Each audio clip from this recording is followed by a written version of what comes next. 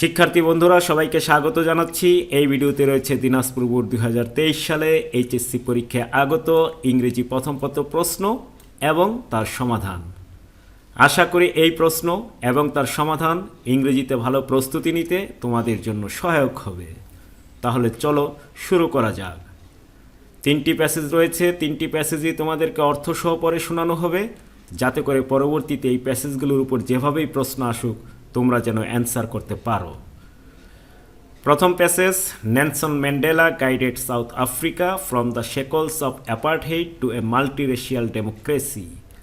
Nelson Mandela, যিনি South আফ্রিকাকে পথ দেখিয়েছেন বর্ণ বৈষম্যের শেকল থেকে একটি বহুজাতিক গণতন্ত্রে। As an icon of peace and reconciliation, যিনি ছিলেন শান্তি এবং সামঞ্জস্য বিধানের একটি প্রতীক। Who came to embody the struggle for justice around the world, যিনি এসেছিলেন বাস্তবে রূপ দেওয়ার জন্য সারা বিশ্বব্যাপী ন্যায় বিচারের জন্য যে সংগ্রাম সেটাকে। ইমপ্রিজন ফর নিয়ারলি 3 decades, প্রায় 3 দশক তিনি বন্দী ছিলেন for his fight against white minority rule, সংখ্যালঘু শ্বেতাঙ্গ যে শাসন ছিল তাদের বিরুদ্ধে লড়াই করার জন্য। Mandela never lost his resolve to fight for his people's emancipation. Mandela কখনই তার এই প্রতিশ্রুতি হারাননি তার মানুষের মুক্তির জন্য সংগ্রাম করতে, লড়াই করতে। ইমানসিপেশন মানে হলো মুক্তি। He was determined to bring down apartheid, তিনি দৃঢ় প্রতিজ্ঞাবদ্ধ ছিলেন যে বর্ণ বৈষম্যকে তিনি বিলীন করবেন, নামিয়ে নিয়ে আসবেন। ওয়াইল অ্যাভয়েডিং এ সিভিল ওয়ার, কিন্তু সেখানে কোনো গৃহযুদ্ধ হবে না। বর্ণ বৈষম্যের বিরুদ্ধে তিনি লড়াই করবেন, কিন্তু সেখানে কোনো গৃহযুদ্ধ হবে না, মারামারি হবে না। His prestige and charisma help him win the support of the world, তার যে সম্মান, তার যে অলৌকিক ক্ষমতা, সেটা তাকে সাহায্য করেছে পৃথিবীর সমর্থন জয় করতে। I had race discrimination most intensely, আমি রেস ডিসক্রিমিনেশন অর্থাৎ জাতিগত যে বৈষম্য রয়েছে সেটাকে তীব্রভাবে ঘৃণা করি। And in all it's manifestations, এবং এটার যত প্রকাশ রয়েছে সেগুলোকেও আমি ঘৃণা করি। I have fought it all during my life, সারা জীবনব্যাপী আমি এটার জন্য লড়াই করেছি। I will fight it now, আমি এখন লড়াই করব। And will do so until the end of my days, এবং আমার জীবনের শেষ দিনগুলো পর্যন্ত আমি লড়াই চালিয়ে যাব।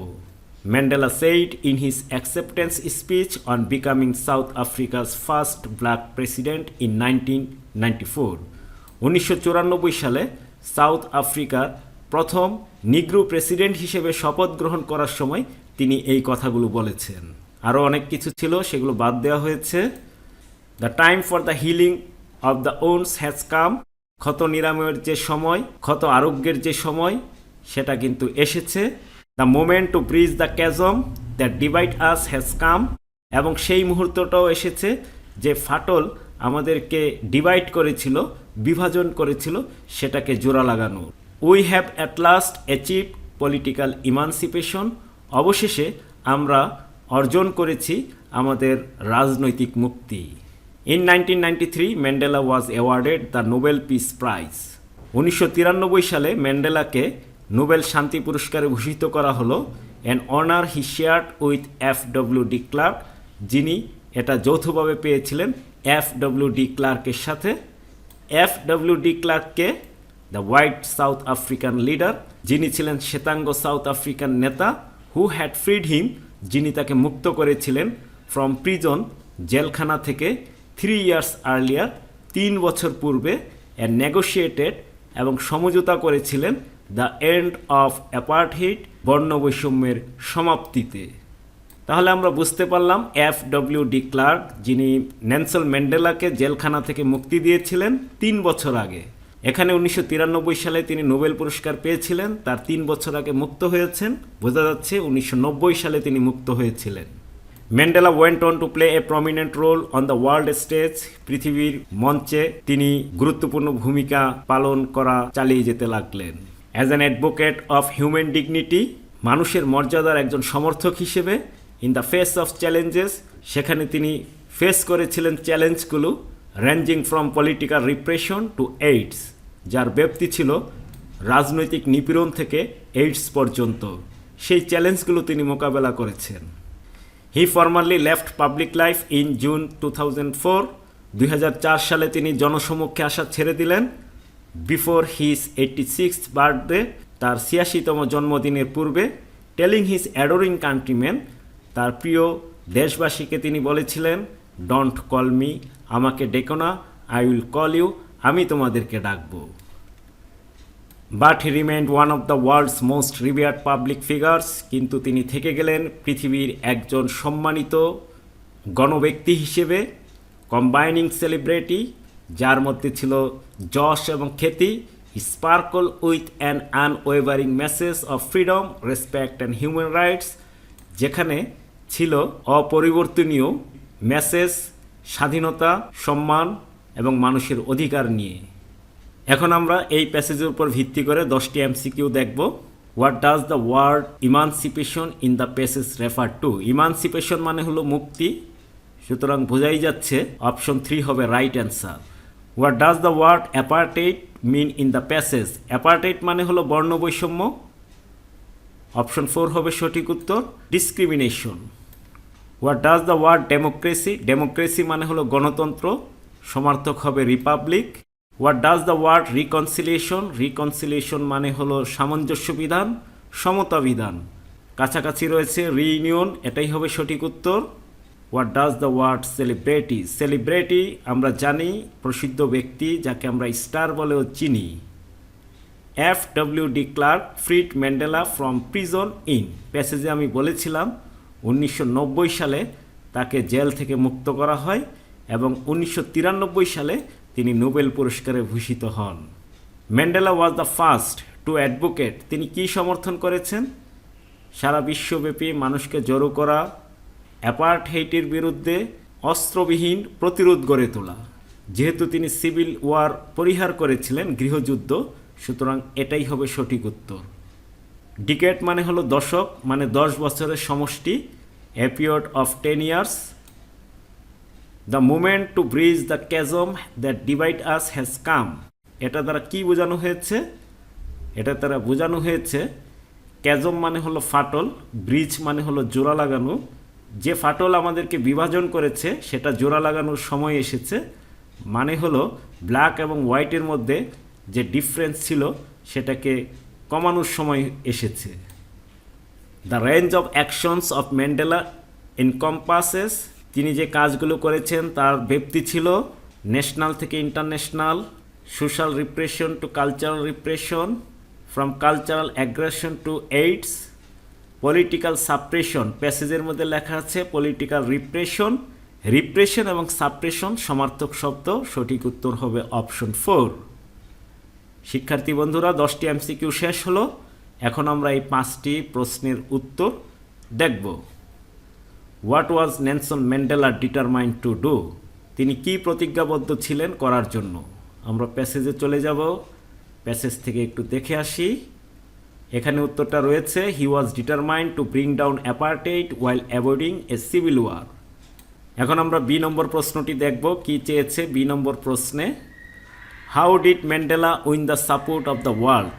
কিভাবে ম্যান্ডেলা পৃথিবীর সাপোর্ট অর্থাৎ সমর্থন জয় করেছিলেন? প্যাসেজে আবারও চলে যাচ্ছি আমরা, এখানেই রয়েছে পরের সেন্টেন্সটাই সঠিক উত্তর হবে।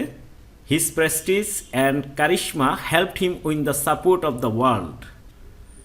কালার চেঞ্জ করে দেওয়া হলো যেন বুঝতে পারো।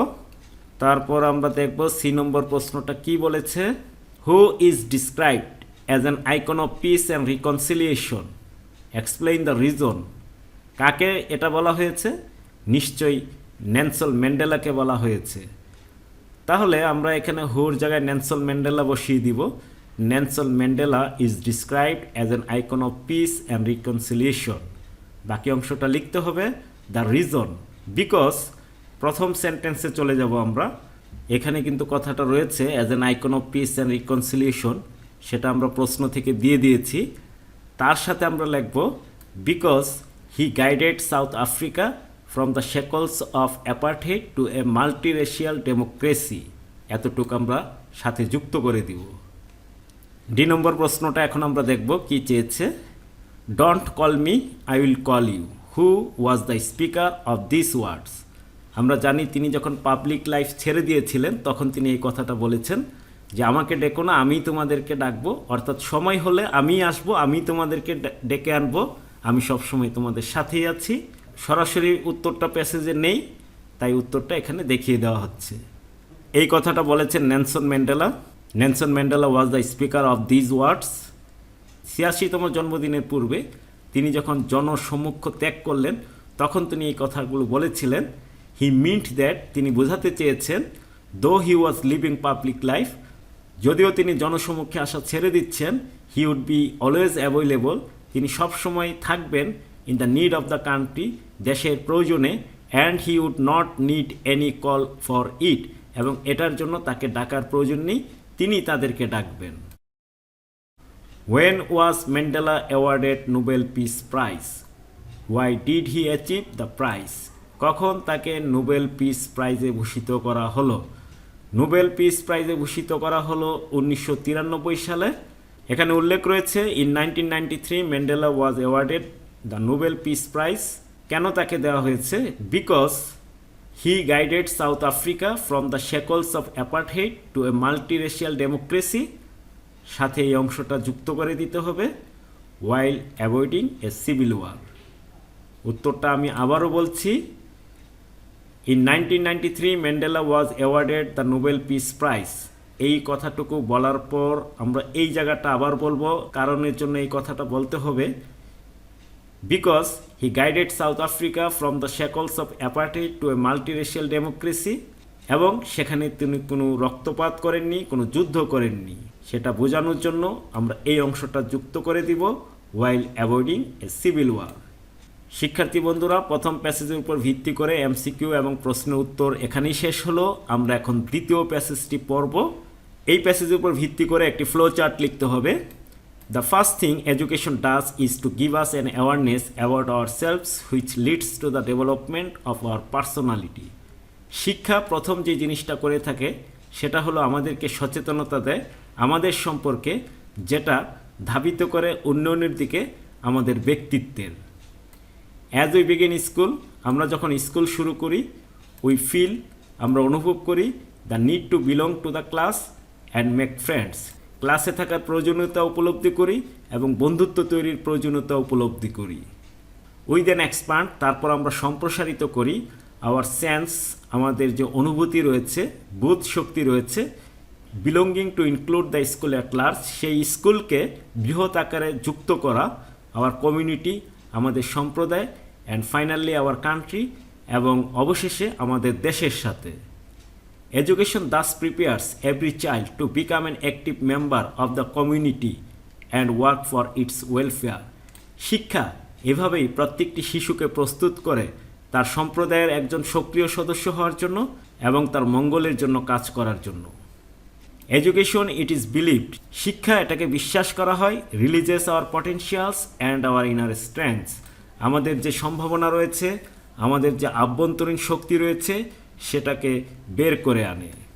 ইট শার্পেন্স আওয়ার ইন্টেলেক্ট, আমাদের বুদ্ধিমত্তাকে তীক্ষ্ণ করে, অ্যান্ড ডেভেলপস আওয়ার ক্রিয়েটিভিটি, আমাদের যে সৃজনশীলতা রয়েছে সেটাকে উন্নত করে।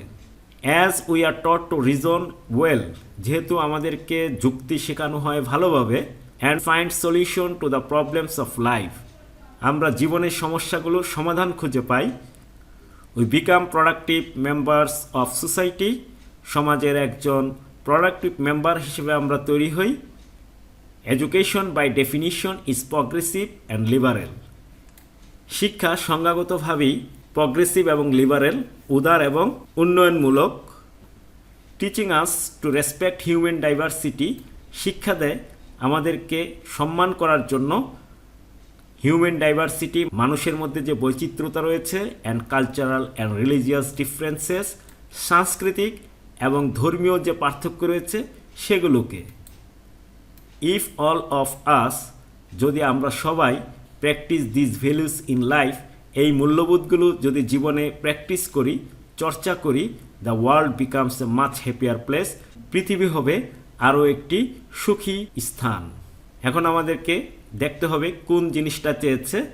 Showing the functions of education, শিক্ষার ফাংশন, শিক্ষার কাজ, এই জিনিসটা চেয়েছে। সুতরাং সেভাবেই করতে হবে এবং প্রথম অপশনটি দেখতে হবে কিভাবে তারা অ্যান্সারটি লিখেছে। তারা কিন্তু প্রথমে ভার্বের সাথে আইএনজি যোগ করেছে, তাহলে আমাদের চেষ্টাও থাকবে সেই রকম পরবর্তী যে 5টা অ্যান্সার আমরা লিখব সেখানেও আমরা ভার্ব ব্যবহার করব, আইএনজি যুক্ত করব, তারপর প্রয়োজন অনুযায়ী অন্য ওয়ার্ড যুক্ত করব। মনে রাখতে হবে এই অ্যান্সারগুলো কখনো পূর্ণাঙ্গ সেন্টেন্স হয় না, এগুলো ফ্রেজ আকারে লিখতে হয়। তাহলে আমরা উত্তরগুলো একটু দেখি। এই উত্তরটা তো এখানে দেওয়াই আছে। Preparing us to become an active member of the community, সম্প্রদায়ের একজন সক্রিয় সদস্য হিসেবে আমাদেরকে প্রস্তুত করে। Releasing our potentials and our inner strengths, আমাদের আভ্যন্তরীণ যে শক্তি রয়েছে, আমাদের মধ্যে যে সম্ভাবনা রয়েছে সেগুলোকে বের করে নিয়ে আসে। আমাদের মধ্যে যে বুদ্ধিমত্তা রয়েছে এবং আমাদের যে ক্রিয়েটিভিটি রয়েছে সেটাকে আরও সূক্ষ্ম করে, ধারালো করে আমাদেরকে সোসাইটির প্রোডাক্টিভ মেম্বার হিসেবে তৈরি করে। Teaching us to respect human diversity and cultural and religious differences, মানুষের মধ্যে যে বৈচিত্র্যতা রয়েছে, সাংস্কৃতিক এবং ধর্মীয় যে পার্থক্য রয়েছে সেগুলোকে সম্মান করতেও আমাদেরকে শিক্ষা দেয়। এখন আমরা চলে আসলাম প্যাসেজ 3-তে, যার উপর ভিত্তি করে একটি সামারি লিখতে হবে। Junk foods are process foods consisting of high calories, junk food হলো প্রক্রিয়াজাত খাবার যার মধ্যে রয়েছে অতিমাত্রায় calorie. But that is considered only as a broad umbrella, কিন্তু এটাকে বিবেচনা করা হয় ব্রড আমব্রেলা হিসেবে। আমব্রেলা অর্থ ছাতা, ব্রড মানে চৌড়া বা প্রশস্ত। এখানে ব্রড আমব্রেলা বলতে বোঝানো হয়েছে যার ভিতরে অনেক কিছু রয়েছে, যেই জিনিসটা অনেক কিছুকে কভার করতে পারে। This foods are prepared in a way that they look appealing and are enjoyable, এগুলো এমনভাবে প্রস্তুত করা হয় দেখতে এগুলো প্রলুব্ধকর মনে হয় এবং উপভোগ্য হয়।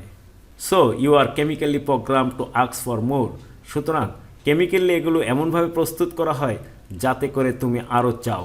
According to doctor Sonali Sharma, doctor Sonali শর্মার মতে এ ডায়েটিশিয়ান অ্যান্ড নিউট্রিশনিস্ট, যিনি একজন পুষ্টিবিদ এবং খাদ্য বিশেষজ্ঞ, commercial products including salted snack foods, chewing gum, candy, sugary deserts, fried fast food and sweet and carbonated beverages that have little or no nutritional value but are high in calories, salt and fats may be considered junk foods. Junk food সম্পর্কে তিনি একটা সংজ্ঞা দিয়েছেন যে বাণিজ্যিকভাবে যে পণ্যগুলো উৎপাদিত হয় তার মধ্যে রয়েছে সল্টেড স্ন্যাক ফুডস, চুইংগাম রয়েছে, ক্যান্ডি রয়েছে, সুগারি ডিজার্টস রয়েছে, ফ্রাইড ফাস্ট ফুড রয়েছে, তারপর যে মিষ্টি কার্বোনেটেড পানিগুলো রয়েছে অর্থাৎ কোমল পানীয়, যার মধ্যে রয়েছে little or no nutritional value, অল্প বা কোনো নিউট্রিশনাল অর্থাৎ পুষ্টিগুণ নেই, but are high in calories, অতিমাত্রায় ক্যালোরি রয়েছে, সেগুলোকে জাঙ্ক ফুড হিসেবে চিহ্নিত করা যেতে পারে। Though not all fast foods are junk foods, যদিও সকল ফাস্ট ফুড জাঙ্ক ফুড নয়, a great number of them are, সেটার পরিমাণ অনেক, অর্থাৎ এরকম অনেক ফাস্ট ফুড রয়েছে যেগুলো জাঙ্ক ফুড নয়। ফর ইনস্টান্স, উদাহরণস্বরূপ, a salad may be fast food but is definitely not junk food, salad fast food, দ্রুত তৈরি করা যায় কিন্তু নিশ্চিতভাবে এটা কোনো জাঙ্ক ফুড নয়, অর্থাৎ এটা স্বাস্থ্যের জন্য কোনো ক্ষতিকর নয়। Some foods like burgers, pizzas and tacos may alternate between junk and healthy categories depending on the ingredients, calories and process of manufacturing. কিছু ফুড রয়েছে যেমন বার্গার, পিৎজা, টেকু, সেগুলো অল্টারনেট হতে পারে, বিকল্প হতে পারে জাঙ্ক এবং হেলদি ক্যাটাগরির মধ্যে, অর্থাৎ জাঙ্ক ফুড এবং হেলদি যে খাবার রয়েছে তার মধ্যে এই খাবারগুলো বিকল্প হতে পারে, সেটা নির্ভর করবে তাদের মধ্যে কি উপাদান রয়েছে, ক্যালোরি রয়েছে এবং কিভাবে সেগুলো প্রস্তুত করা হচ্ছে তার উপর ভিত্তি করে। তাহলে বোঝা যাচ্ছে যে এই খাবারগুলো স্বাস্থ্যকর খাবার হতে পারে জাঙ্ক ফুডের বিকল্প হিসেবে, তবে সেটা নির্ভর করবে কিভাবে এই জিনিসগুলো তৈরি করা হচ্ছে তার উপর। Frequent consumption of junk food increases the intake of excess fat, বারবার যদি জাঙ্ক ফুড গ্রহণ করা হয় তাহলে মাত্রা বাড়িয়ে দেয় অতিরিক্ত ফ্যাট, অর্থাৎ অতিরিক্ত ফ্যাট শরীরে জমা হতে থাকে। Simple carbohydrates and process sugar which may lead to a higher risk of obesity and cardiovascular diseases, সাধারণ কার্বোহাইড্রেট যেগুলো রয়েছে, প্রক্রিয়াজাত চিনি যেগুলো রয়েছে, সেগুলো ধাবিত করে হায়ার রিস্কের দিকে, অবেসিটি মানে স্থূলতা এবং কার্ডিওভাস্কুলার ডিজিজ হার্ট সংক্রান্ত রক্ত সঞ্চালন সংক্রান্ত যে ব্যাধিগুলো রয়েছে সেদিকে ধাবিত করে, এবং আদার ক্রনিক হেলথ প্রবলেমস, আর অন্য সমস্যা তো আছেই। ক্রনিক মানে হলো দীর্ঘমেয়াদী, তাহলে দীর্ঘমেয়াদী যে স্বাস্থ্য সংক্রান্ত সমস্যা আছে সেগুলোর সাথে অবেসিটি, স্থূলতা এবং হার্ট এবং রক্ত সঞ্চালন সংক্রান্ত যে ব্যাধিগুলো আছে সেই দিকে ধাবিত করে বারবার যদি জাঙ্ক ফুড গ্রহণ করা হয়। The resulting obesity may begin clogging up the arteries and lay the basis of an impending heart attack. আর অবেসিটির রেজাল্ট হলো রক্তের শিরায় জমাট বেঁধে যেতে পারে, বন্ধ হয়ে যেতে পারে, আর এটা ভিত্তি স্থাপন করে আসন্ন একটি হার্ট অ্যাটাকের। It has also been suggested that, এবং এটাও পরামর্শ দেওয়া হয়েছে যে eating junk food effects the brain in the same way, junk food গ্রহণ করা ব্রেনকে একইভাবে আক্রান্ত করে অ্যাজ কনজিউমিং অ্যাডিকটিভ ড্রাগস, অর্থাৎ ড্রাগে আসক্ত হলে মানুষ যেভাবে ব্রেনকে ক্ষতিগ্রস্ত করে, জাঙ্ক ফুড গ্রহণের মাধ্যমেও ব্রেনকে ক্ষতিগ্রস্ত করে। An addiction to junk food may even result in the rejection of healthier food options like fruits, vegetables, salads, etc., leading to further lack of nourishment. আর বারবার জাঙ্ক ফুড যদি গ্রহণ করা হয় তাহলে যে হেলদিয়ার ফুড অপশনগুলো আছে যেমন ফ্রুটস, ভেজিটেবলস, সালাদস, সেগুলোর প্রতি অনীহা তৈরি হয় এবং অপুষ্টির দিকে ধাবিত করতে থাকে। অ্যান্সারটা এখানে দিয়ে দেওয়া হলো, মূল কথাগুলো এখানে যুক্ত করা হলো। কারো যদি প্রয়োজন হয় ভিডিও পজ দিয়ে দেখে নাও। আমরা এখন চলে যাচ্ছি কোশ্চেন 4। এখানে 10টি শূন্যস্থান রয়েছে, অপশন রয়েছে এখানে 12টি, সুতরাং 2টি ওয়ার্ড অতিরিক্ত রয়েছে। আরেকটি লক্ষণীয় বিষয়, কোনো ওয়ার্ডের গ্রামাটিক্যাল চেঞ্জ হতে পারে, সেটা নির্ভর করবে সেন্টেন্সের উপর। আমরা দেখতে পাচ্ছি এটা একটা স্টোরি থেকে নেওয়া হয়েছে, the old man at the bridge, স্টোরির নাম আর্নেস্ট হেমিংওয়ে এটা লিখেছেন। তোমাদের টেক্সট বুকে এটা রয়েছে, চলো আমরা এটা সমাধান করি। An old man sat by the side of the road beside a pontoon bridge.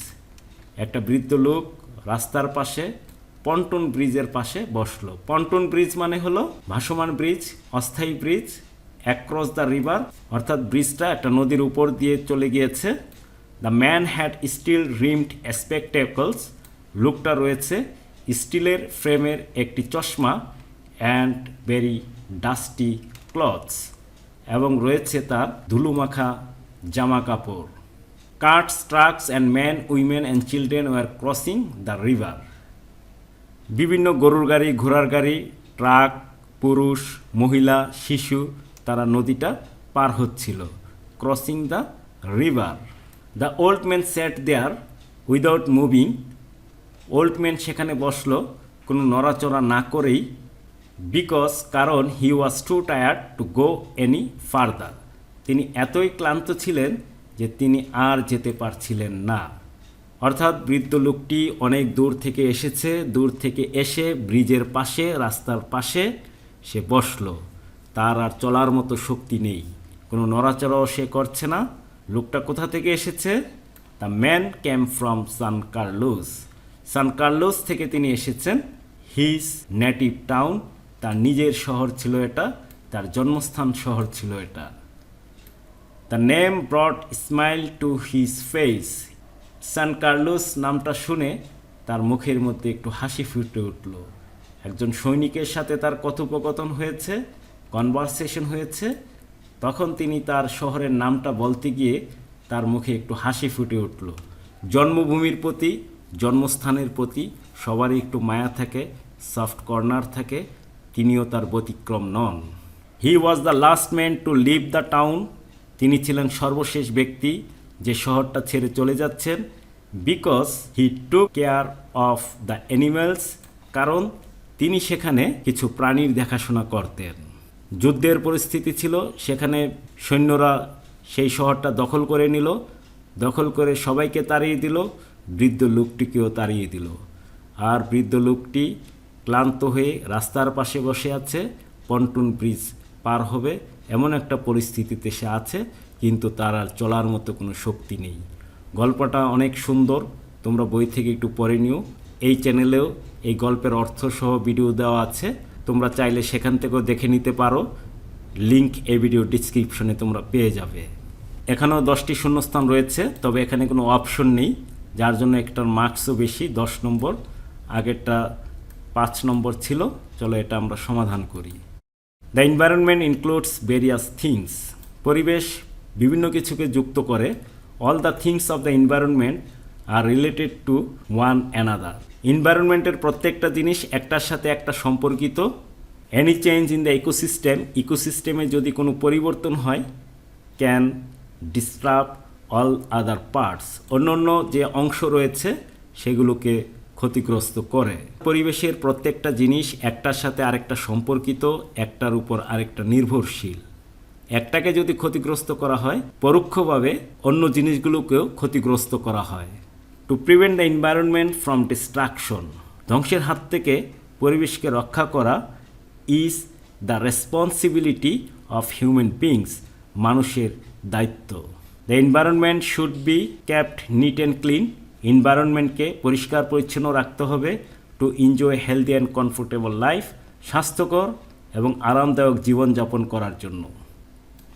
But people are not aware of the dangerous effect of the ecological change, কিন্তু মানুষ সচেতন নয় এই যে পরিবেশের যে ভারসাম্যের যে পরিবর্তন আনছে তার যে ক্ষতিকর প্রভাব সেই সম্পর্কে। দে ডু আনওয়াইজ থিংস, তারা অবিবেচকের মতো কাজ করে থাকে। অ্যান্ড ব্রিং অ্যাবাউট ডেঞ্জার্স, ঘটিয়ে থাকে বিপদ। ফর দেয়ার ওন ইন্টারেস্ট, নিজেদের স্বার্থের জন্য। Imbalance in the ecology brings about climatic change, এই ইকোলজিতে যদি ভারসাম্যহীনতা হয় সেটা নিয়ে আসে জলবায়ু পরিবর্তন। And the result of the change is various natural disaster, আর এই পরিবর্তনের ফলাফল হলো বিভিন্ন ধরনের প্রাকৃতিক দুর্যোগ। কোশ্চেন 6, রিঅ্যারেঞ্জ করতে হবে, এগুলোকে সাজিয়ে লিখতে হবে, একটি গল্প তৈরি করতে হবে। দেখি গল্পটা কি রয়েছে। A snake lived in a hole at the foot of a tree, এক গাছের নিচে এক সাপ বাস করত। সে গাছের উপরে একটি কাকের বাসা ছিল। The crow had 4 young chicks in its nest, সেই বাসায় কাকের 4টি বাচ্চা ছিল। Whenever the crow would leave the nest to bring food for its chicks, যখনই কাক তার বাচ্চার জন্য খাবার আনতে বাসা ত্যাগ করত, the snake would climb up and eat one, সাপ গাছ বেয়ে উপরে উঠত এবং একটি বাচ্চা খেয়ে ফেলত। In this way the snake ate up 3 of the chicks, এভাবে 3টি বাচ্চাকে সে খেয়ে ফেলল। The crow at last thought of a plan to get rid of its enemy, অবশেষে কাকটি চিন্তা করলো শত্রুর হাত থেকে কিভাবে মুক্তি পাওয়া যায়। সে একটা পরিকল্পনা করলো। কি পরিকল্পনা? It stole an expensive necklace, একটা দামি নেকলেস চুরি করলো, অফ দ্য প্রিন্সেস, রাজকন্যার, ফ্রম দ্য রয়্যাল প্লেস, রাজপ্রাসাদ থেকে, and dropped it into the snakes hole, এবং সাপের গর্তে এটা ফেলে দিল। After scattering a few rubies here and there, আর আশেপাশে মূল্যবান যে পাথরগুলো আছে সেগুলো ছড়িয়ে ছিটিয়ে দিল। অর্থাৎ মানুষ যেন বুঝতে পারে যে মালাটা এটার ভিতরে আছে, বাইরে কিছু পাথর ফেলে রাখলো তার চিহ্ন হিসেবে। The king became very angry at the loss and set out man to look for the necklace, রাজা খুব রাগান্বিত হয়ে গেলেন যে আমার প্রাসাদ থেকে কে নেকলেস নিয়ে গেল। তিনি চারপাশে লোক পাঠালেন এই নেকলেস খোঁজার জন্য। In course of time they notice the scattered rubies near the hole, এক সময় তারা দেখতে পেল যে গর্তের আশেপাশে মালার যে মূল্যবান পাথরগুলো রয়েছে, নেকলেসের যে মূল্যবান রত্নগুলো রয়েছে সেগুলো পড়ে আছে। They dug the hole, kill the snake and took the necklace, তারা গর্তটা খনন করলো, সাপটিকে হত্যা করলো, নেকলেসটি নিয়ে গেল। এভাবেই কাক তার শত্রুর হাত থেকে মুক্তি পেল। আমরা এখন দেখব রাইটিং পার্টে কি কি রয়েছে। কোশ্চেন নং 7, একটি পাই চার্ট রয়েছে। কি দেখাতে হবে? এলোকেশন, বরাদ্দ, স্টুডেন্টস ডেইলি অ্যাক্টিভিটি, প্রাত্যহিক কাজে কতটুকু সময় ব্যয় করে তার একটা পাই চার্ট রয়েছে, সেই অনুযায়ী বর্ণনা করতে হবে। ঘুমে 30% সময় অতিবাহিত করে, স্কুল এবং হাউস 25%, রিক্রিয়েশন বিনোদনে 12%, স্টাডিতে 12%, খেলাধুলায় 5%, আনুষঙ্গিক অন্যান্য কাজে 8%। এই তথ্যগুলো দিয়ে একটি প্যারাগ্রাফ লিখতে হবে, তাহলেই এই পাই চার্টের বর্ণনা হয়ে গেল। একটি স্টোরির অংশবিশেষ রয়েছে, সেটাকে কমপ্লিট করতে হবে। তার জন্য ছিল 15 marks. Once there was a farmer in a village, he was very idle. এক গ্রামে এক কৃষক ছিল, সে ছিল খুবই অলস। He had a few plots of land, তার অল্প কিছু জমি ছিল। But he did not plough them well, কিন্তু সেগুলো সে ভালোভাবে চাষ করতো না। He did not sow seeds in time, সময় মতো সে বীজ বপন করতো না। তারপর নিজের মতো করে লিখতে হবে। যেহেতু সে সময় মতো বীজ বপন করতো না, অলস ছিল, সে খুব কষ্টে দিনাতিপাত করত, এটাই ফুটিয়ে তুলতে হবে। এবং তুমি তোমার মতো করে গল্পটা শেষ করবে, এটার কোনো ধরাবাঁধা নিয়ম নেই যে এভাবেই শেষ করতে হবে। একসময় হয়তোবা সে তার ভুল বুঝতে পারলো, সে অ্যাক্টিভ হলো, তার দুঃখের দিন, তার করুণ অবস্থার পরিবর্তন হলো, স্বাচ্ছন্দ্য ফিরে পেল। সর্বশেষ লেটার, ছোট ভাইয়ের কাছে চিঠি লিখতে হবে, advising him to read English news paper. English news paper পড়ার জন্য তাকে পরামর্শ দিতে হবে। নিউজ পেপার পড়ার গুরুত্ব এবং ইংরেজি নিউজ পেপার পড়ার গুরুত্ব সব কিছু মিলিয়ে লেটারটা লিখতে হবে ছোট ভাইয়ের কাছে। এই ছিল রাইটিং পার্ট, 40 মার্কস। শিক্ষার্থী বন্ধুরা, দিনাজপুর বোর্ড 2023 সালে এইচএসসি পরীক্ষায় আগত ইংরেজি প্রথম পত্র প্রশ্নটি এতক্ষণ তোমরা দেখলে। আশা করি তোমরা কিছুটা হলেও উপকৃত হয়েছ। এই চ্যানেলে রয়েছে বিভিন্ন সালে এইচএসসি পরীক্ষায় আগত ইংরেজি প্রথম পত্র এবং দ্বিতীয় পত্রের সমাধান। সবগুলো ভিডিও যদি দেখতে পারো তাহলে আশা করি ইংরেজিতে তোমাদের অনেক দক্ষতা বৃদ্ধি পাবে। তোমাদের সুবিধার্থে ইংরেজি প্রথম পত্র দিয়ে একটি প্লেলিস্ট করা হয়েছে, ইংরেজি দ্বিতীয় পত্র দিয়ে আরেকটি প্লেলিস্ট করা হয়েছে। সেই প্লেলিস্টের লিঙ্কও কিন্তু এই ভিডিওর ডেসক্রিপশনে পেয়ে যাবে। পরিশেষে তোমাদের উজ্জ্বল ভবিষ্যৎ কামনা করছি, সর্বাঙ্গীন মঙ্গল কামনা করছি। কথা হবে অন্য একটি ভিডিওতে। সবাই ভালো থেকো। আল্লাহ হাফেজ।